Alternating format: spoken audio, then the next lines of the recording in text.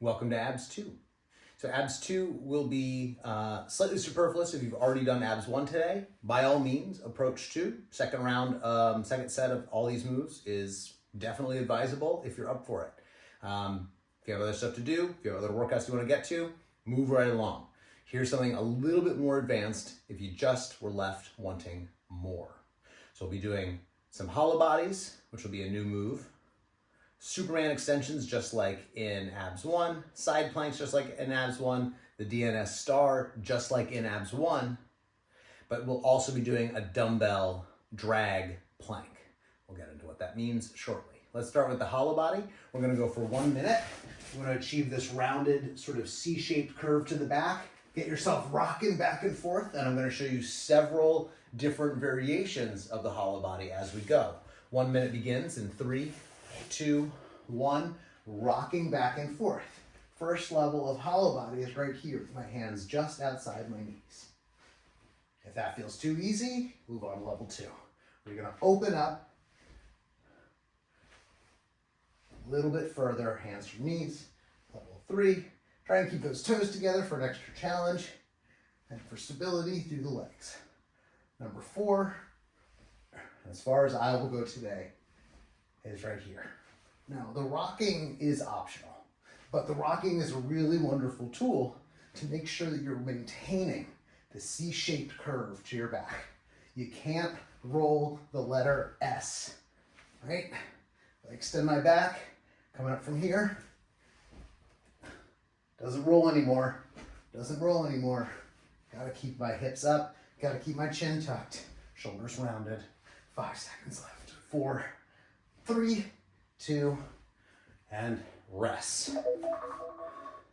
Excellent. Now we're on to our Superman extensions. Here we go. 3, 2, 1, lift.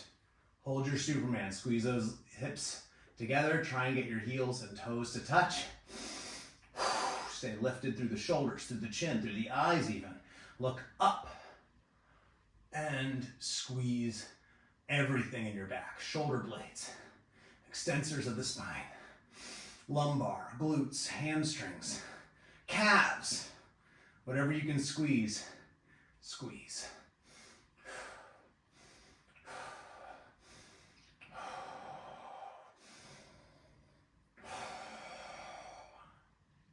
Now we'll be stopping at 1 minute, about 20 seconds left. Feel free to continue on for 90 seconds. If you're just that metal, you can take the burn. I, however, will be moving along to the next exercise. And 5 seconds, 3, 2, and release down nice and slow. Come on up. Very nice work. Okay. We're on to our side plank. We're going to do 30 seconds on each side plank, but that doesn't mean you can't go longer. You are welcome to go a bit longer. So we'll get going in 3, 2, 1, hips up, 30-second hold here. You can always approach your side plank plus with an extension. As long as that elbow is pulling down and your hip is arcing up like a bow, imagine the floor is a string and this bottom edge of your body is the bow. Try to create that bow curve. Create that tension in that oblique right here. 5, 4, 3, 2, and relax. Good. Other side. Ready, set, 3, 2, 1, hips up. Pull that elbow in.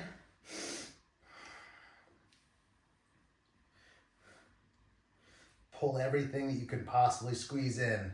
If you want to grab that side plank plus, by all means, get that extension.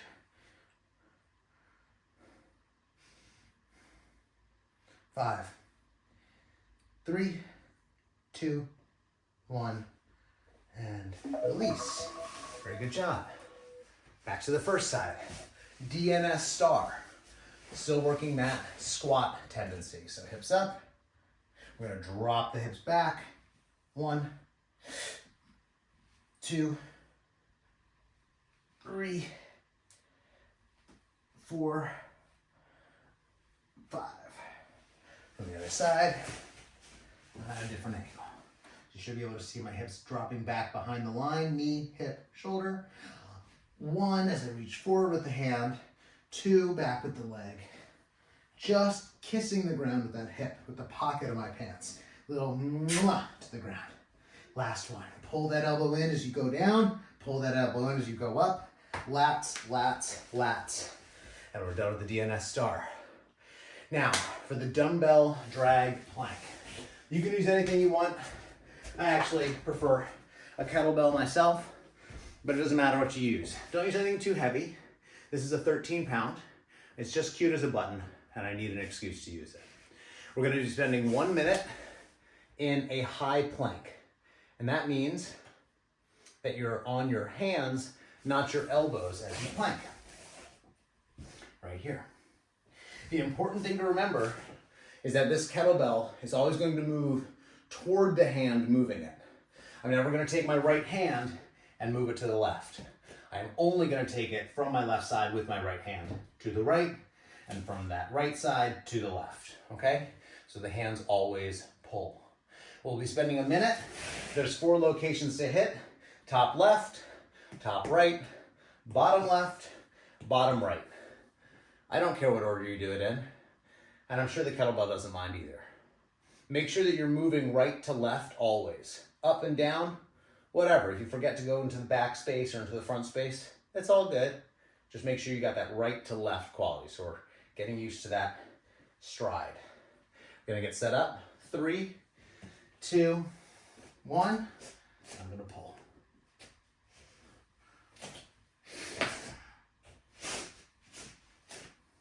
The wider you go with your feet, the more leverage you'll be able to exert. So, you want to make things really tough for yourself? Feet together. But I prefer to go wide and really challenge myself to keep my hips level. I like to imagine there's a very full martini glass on my back, and I don't want to spill any because, well, I used to be a bartender, and you just don't want to lose any product. No, I don't want to lose any because, I want to show off how stable my hips are. Which, the more I joke and talk, the less stable they become. 10 seconds, move at your own pace.